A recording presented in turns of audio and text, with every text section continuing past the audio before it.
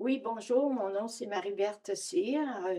Aujourd'hui, je suis là pour donner mon témoignage de ce que le Seigneur a fait dans ma vie. Et moi, je suis d'origine, originaire de la Gaspésie, dans un petit village où ce que j'ai grandi, à Saint-Alphonse-de-Caplan. Un beau coin de pays. Vraiment, les paysages sont extraordinaires, la nature est vraiment jolie. Et j'ai grandi dans une famille nombreuse, 13 enfants, dont je suis la 12e. Et quand j'étais jeune, pour mes parents, c'était très important la religion. On allait à l'église à tous les dimanches, tout ça. Et moi, ça me touchait les histoires de Jésus, mais c'était comme des informations que je recevais. Et mais la partie que j'aimais vraiment beaucoup, c'était dans le temps des fêtes à Noël.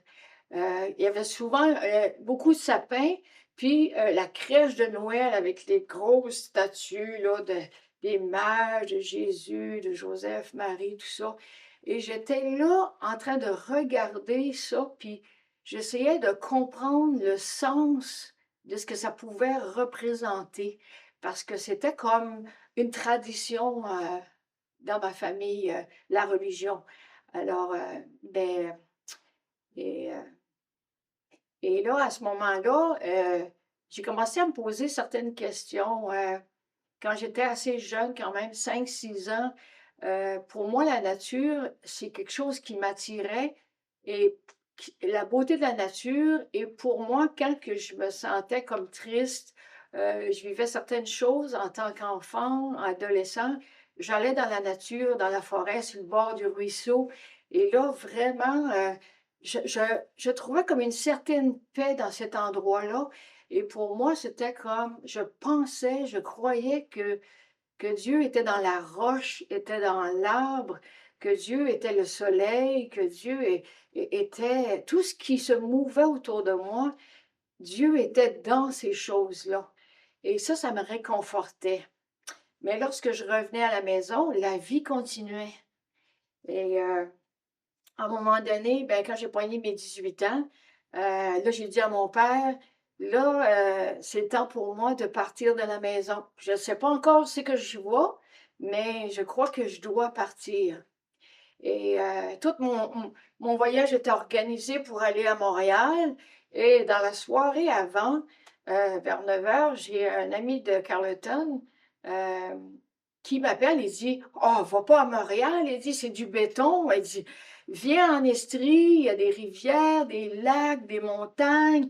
Tu seras pas trop dépaysé, tu vas aimer ça». Fait que mon voyage a viré ici à Sherbrooke. Fait que pendant 2 ans, moi, j'avais jamais été dans un bar, j'avais jamais sorti avec un garçon.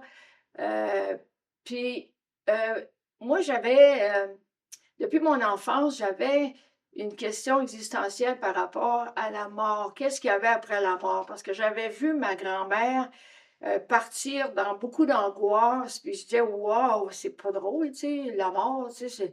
Fait que c'est un sujet qui m'inquiétait.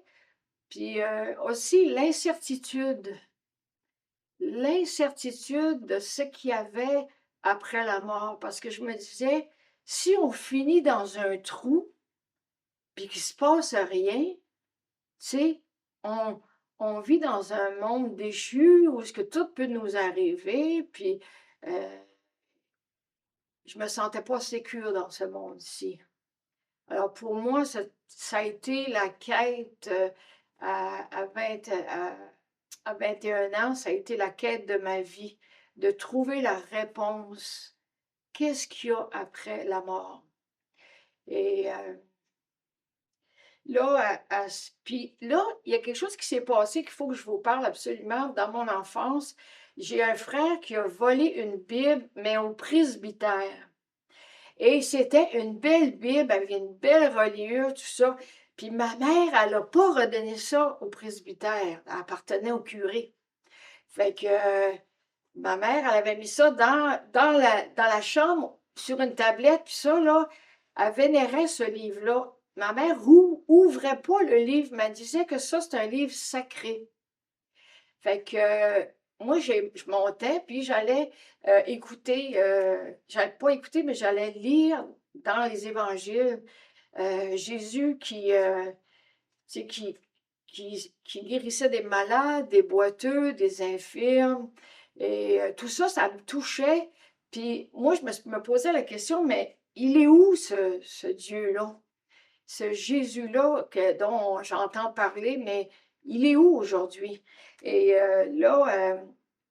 à ce moment-là, j'ai une de mes amies elle a donné sa vie à Jésus. Et lorsqu'elle est venue chez moi, écoute, elle est tellement emballée, tellement ses yeux, la joie qu'elle avait, elle parlait de paix qu'elle avait reçue de Jésus. Et moi, j'étais troublée de l'entendre parler. Et à un moment donné, moi, j'ai posé la question à Dieu parce que moi, je voulais pas que la religion réponde parce que toutes les religions disent qu'ils ont la vérité. Mais moi, je me disais, mais c'est quoi la vérité? Et là, je me suis adressée à Dieu, le Créateur. Et là, je lui ai demandé, j'ai dit, si c'est vrai ce qu'on raconte de toi, toi, révèle-toi à moi. Alors, Dieu s'est organisé pour que je reçoive le message. Puis, il y a un monsieur qui s'appelle Christian Turcotte, il est venu, puis il a ouvert dans l'Évangile, dans l'Évangile de Jean, le chapitre 10, qui parle, il dit, Jésus il dit, je suis le bon berger, je donne ma vie pour mes brebis. Mes brebis entendent ma voix et ils me suivent. Puis moi, je me disais, entendre sa voix, c'est quoi ça? Puis là, il dit, je connais mes brebis et elles me connaissent. Et moi, j'étais dans la grande confusion. J'ai dit, moi, je ne connais pas ce Jésus-là. Il dit, comme le Père me connaît et que je connais le Père, je donne ma vie pour mes brebis. Mais j'ai encore d'autres brebis à aller chercher pour entrer dans la bergerie. Ça, je me voyais comme une brebis qui était perdue, une brebis qui ne connaissait pas Jésus. J'ai entendu parler de lui, mais je ne le connaissais pas. Alors, dans ce texte-là, je vous invite à le lire vraiment en profondeur parce qu'il dit, je suis le bon berger. Il donne une direction. C'est pas une religion. C'est comme si que Dieu m'avait emmené au-dessus des religions, que c'était une personne. Et le 19 août 1982, un soir, je me suis mis à genoux devant ce créateur-là, puis j'ai dit, je te donne toute ma vie, je te connais pas, mais écoute, moi j'ai besoin de certitude. Si tu existes, révèle-toi à moi. Je te donne ma vie, mes péchés, puis je savais que j'étais pécheur, je savais que j'avais transgressé la loi de Dieu. Et dans un élan de foi, je me suis abandonnée à lui. Vraiment, c'était le tout pour le tout, là. J'aurais donné ma vie, là, toute. Et le lendemain matin, quand je me suis ouvert les yeux, là, j'ai ouvert les Écritures et tout ce que je comprenais pas avant était devenu d'une clarté. Tout ce que je lisais, je comprenais. Et là, j'avais la certitude dans mon cœur que Dieu avait pardonné mes péchés, qu'il avait entendu ma voix.